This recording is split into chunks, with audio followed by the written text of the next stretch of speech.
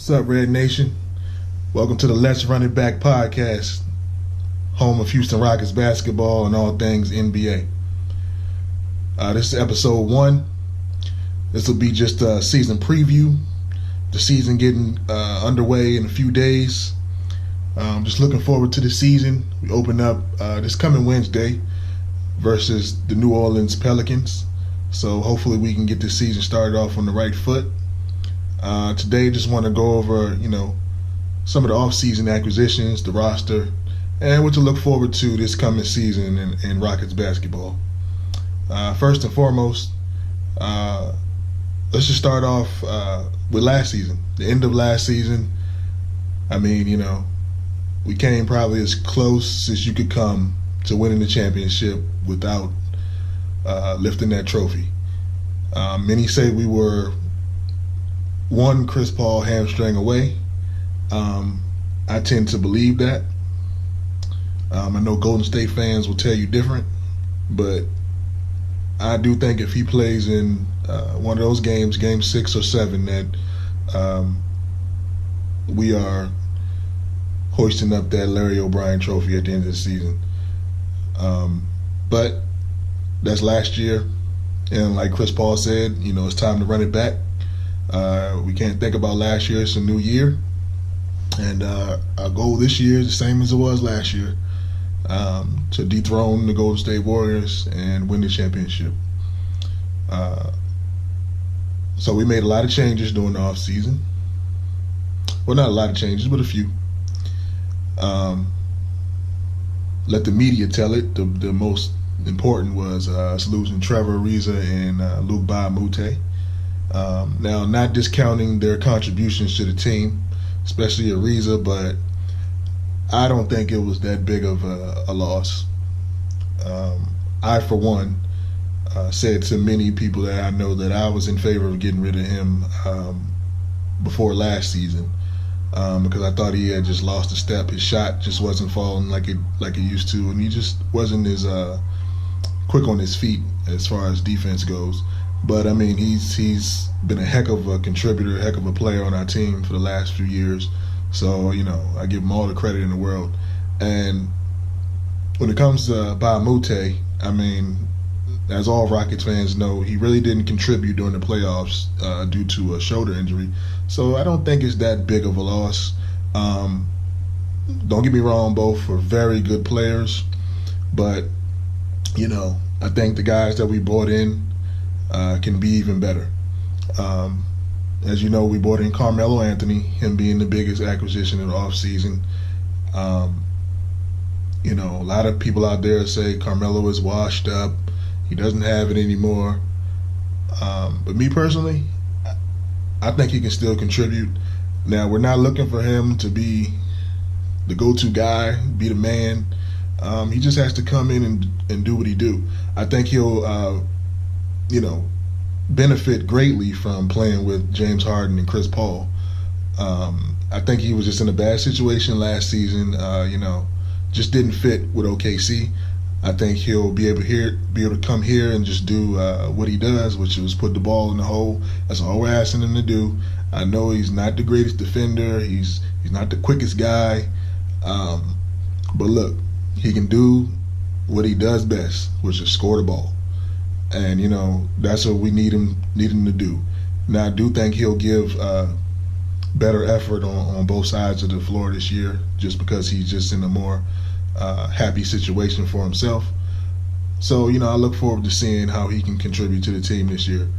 After him is James Ennis, who I think can be a great replacement for Trevor Ariza. I actually think he's a better player. He shoots the three just as well. He defends, and he runs the floor. I do like the way he's ran the floor in the preseason. Plays hard, always gives his maximum effort. The only thing he lacks is experience. So hopefully he can grow up fast this year and contribute and be that 3-and-D guy that we need on the team. Michael Carter-Williams, now, one Rookie of the Year, his first year in the NBA. Has not played well since. Has been on a few teams. And I know a lot of people saying he doesn't fit with the Rockets. Why would the Rockets bring him in? He can't shoot. But we don't need him to shoot. We're not looking for him to be a lead guard on this team. We're going to use him more as a wing defender. So, he's long, got long arms, moves his feet well. And if we ever do get in a tough spot as far as the guards go, say Chris Paul goes down again, Brandon Knight isn't back yet, he can play the point. He can fill in for a while. So that is an asset to have on the team. As I mentioned before, also Brandon Knight and Marquise Chris, who came over in the Ryan Anderson trade. I do think we got a steal with both of those guys. If Brandon Knight can come back healthy, he'll be a big part of this team, giving Chris Paul some rest. There shouldn't be much drop off when he comes into the game for a few minutes.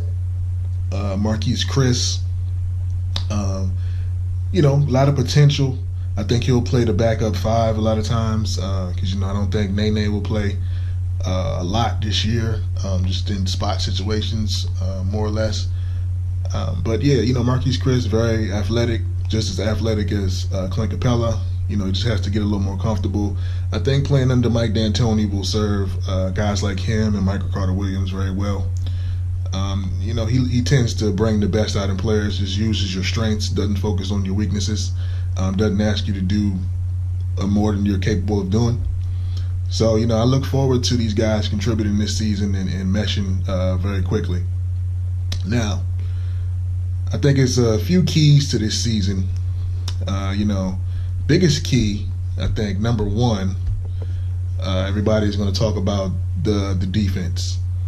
Can we defend again? Can we get enough defense to challenge the Warriors and challenge the upper echelon of the NBA again? And I believe we can. I believe our defense will actually be better. I know people saying, Carmelo doesn't play defense. Michael Carter-Williams doesn't play defense. James Harden still doesn't play defense. These guys will never be lockdown defenders, I don't think. But anybody that plays basketball out there, we all know that defense is about effort. If you put the effort in, you might not be the greatest defender, but you'll be good enough to help out your team. And I think these guys will give their effort this year. I think Carmelo will give effort on that end. We need him. So I look forward to our defensive rating going up. I think we'll be just as fine. I think James Ennis will definitely contribute on that end. And, guys are around that. We have a couple great defenders. Chris Paul, PJ Tucker, Clint Capella is a great rim protector. So I think, we'll be fine on that end.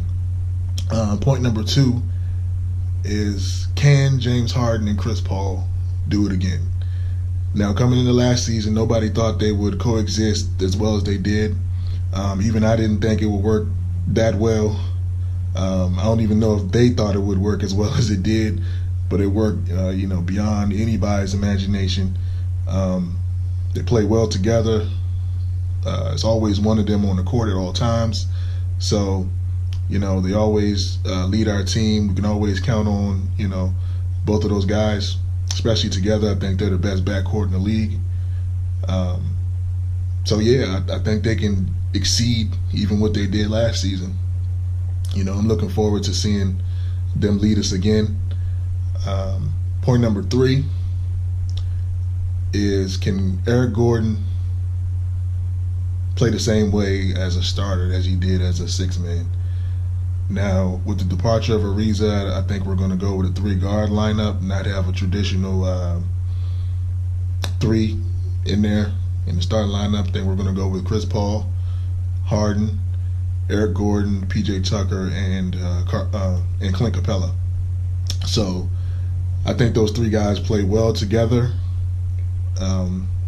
They're very potent, very deadly on the offensive end. I don't think there's anybody in the league who can stop those three. So we should get off to some good starts this year in the first quarter with those three guys right there.